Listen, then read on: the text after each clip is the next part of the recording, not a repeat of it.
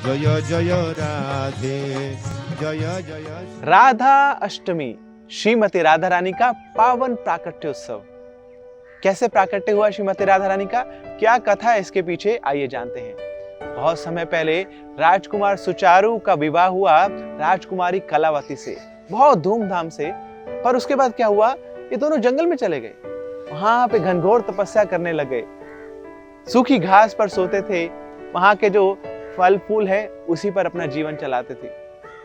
ब्रह्मा जी प्रकट हुए, पूछा ब्रह्मा जी ने किस लिए तपस्या कर रहे हैं। बोले कि जो विष्णु हैं, विष्णु की पत्नी लक्ष्मी में पुत्री रूप में चाहिए। ब्रह्मा जी बहुत प्रसन्न हुए, बोले केवल विष्णु की पत्नी लक्ष्मी नहीं मिलेगी आपको पुत्र रूप में, बल्कि स्वयं साक्षात श्रीमती राधा रानी जो महालक्ष्मी हैं, वो आपके घर पुत्री रूप में जन्म लेंगे। आगे चलकर यही राजकुमार सुचारू और राजकुमारी कलावती आते हैं महाराज विश्वभानु के रूप में और कीर्तिदा मैया के रूप में। उनका राज्य है रावल में, जो गोकुल के बहुत नजदीक है। नंद बाबा के मित्र हैं महाराज विश्वभानु। एक दिन स्नान करने के लिए जा रहे हैं सुबह सुबह, और यमुना में देखते हैं कि बहुत ही कुछ सुनहरा सा चमक रहा है। पास में जाके देखते हैं तो पता लगता है ये तो सुनहरा कमल का फूल है। और पास जाके देखते हैं तो पता लगता है कि वहां पर एक सुनहरी बालिका उस कमल के फूल के अंदर विराजमान है, मगर यमुना का प्रवाह इतना तेज है उसके पास तक जा नहीं पा रहे हैं। उसी समय ब्रह्मा जी भी प्रकट हो जाते हैं, उस बालिका को उठाकर महाराज विश्वभानु के हाथ में थमाते हैं, उनको अवगत कराते हैं पुराने जन्म की तपस्या का। मांगा तो उन्होंने लक्ष्मी को था, मगर यहाँ साक्षात लक्ष्मी की जो स्रोत है श्रीमती राधा रानी, उनका आवागमन हो चुका है उनके घर में, उनका प्राकट्य हो चुका है।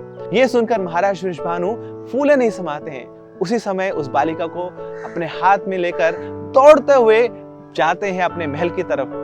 कीर्तिदा मैया को सब बताते हैं। कीर्तिदा मैया तो ऐसे रोमांचित हो जाती हैं, उस बच्ची को अपने गले से लगाती हैं, उसको दुग्ध पान कराती हैं। मगर जब देखती हैं उसको तो थोड़ी त्रुटि लग रही है। ये कैसी बालिका है, इसने तो अपनी आंखें नहीं खोली हैं। इतनी सुंदर ये बालिका है, इतने सुंदर इसके नैन नक्श हैं, सुनहरा इसका रंग है, मगर ये आंखें क्यों नहीं खोल रही है? क्या कारण है इसका? इसको जानने के लिए जाना पड़ेगा गोलोक धाम। भगवान कृष्ण जब इस धराधाम पर प्रकट होने की प्लानिंग कर रहे हैं, श्रीमती राधा रानी को भी साथ ले जाना चाहते हैं। अंतरंग शक्ति है, उनके बिना तो कोई लीलाएं होती नहीं है, मगर राधा रानी उनका आग्रह स्वीकार नहीं करती हैं। बोले उस धराधाम पर, उस भूलोक पर कैसे जाऊं मैं? वहां तो बहुत ही अभद्र है। जब तक ये यमुना, ये गोवर्धन और ब्रजधाम वहां नहीं प्रकट होगा, तब तक मैं जाने वाली हूं नहीं। और हाँ, साथ साथ जब तक मैं आपका दर्शन न कर लूं, किसी और को मैं आपसे पहले देखना नहीं चाहती हूँ। तो इसी कारण श्रीमती राधा रानी का जब प्राकट्य हुआ तो सबसे पहले भगवान कृष्ण का दर्शन करना चाहती हैं, अपनी आंखों को बंद रखती हैं, किसी और का दर्शन नहीं करना चाहती हैं। ये है भगवान के भक्त, केवल और केवल भगवान का दर्शन करना चाहते हैं, उन्हीं में ही रमे रहना चाहते हैं। तो इस प्रकार प्राकट्य होता है श्रीमती राधा रानी का। अब प्रश्न है कि कैसे मनाया जाए राधा अष्टमी को उत्सव को। तो मध्याह्न काल में श्रीमती राधा रानी का प्राकट्य हुआ, तो भक्त लोग मध्याह्न काल तक ही उपवास करते हैं, व्रत करते हैं श्रीमती राधा रानी की प्रसन्नता के लिए।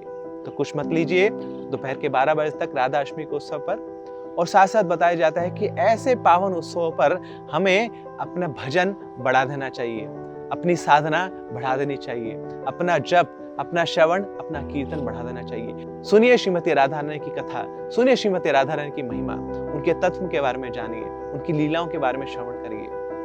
साथ साथ अपने हरे कृष्ण महामंत्र के जप को बढ़ाइए।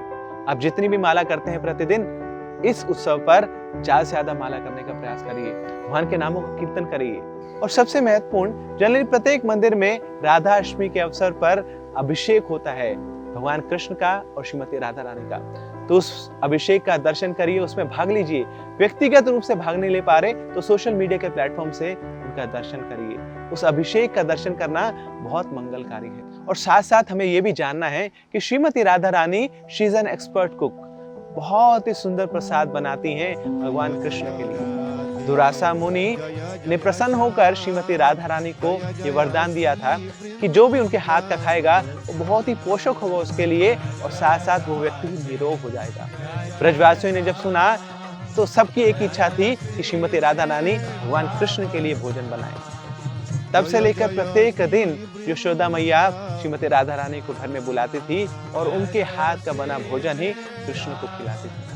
हम भी राधाष्टमी के अवसर पर बहुत सारे व्यंजन बनाकर श्रीमती राधा रानी को और भगवान कृष्ण को प्रसन्न कर सकते हैं। कुछ भक्त श्रीमती राधा रानी के प्रिय व्यंजन जैसे अरबी वो भी बनाते हैं, राधा रानी को ऑफर करते हैं। तो इस प्रकार राधाष्टमी का पावन उत्सव हम धूमधाम से मना सकते हैं। ज्यादा से ज्यादा संख्या में हरि नाम का जप करते हुए, हरि कथा का श्रवण करते हुए, हरि नाम कीर्तन करते हुए और भगवान के लिए भोग बनाते हुए, साथ साथ सुंदर अभिषेक का दर्शन करते हुए। श्री श्री राधाष्टमी महामहोत्सव की जय, श्रीमती राधा रानी की जय, श्री श्री वृंदावन धाम की जय।